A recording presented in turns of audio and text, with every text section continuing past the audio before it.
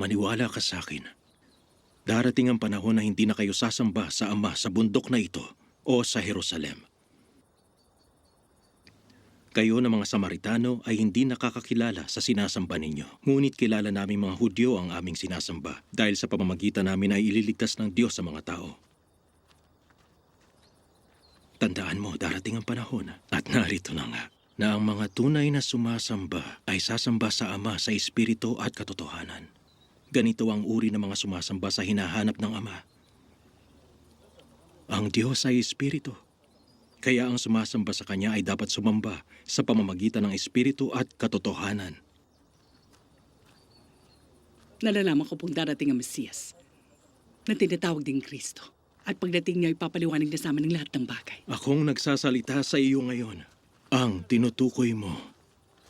Nang sandaling yun, dumating ang mga tagasunod ni Jesus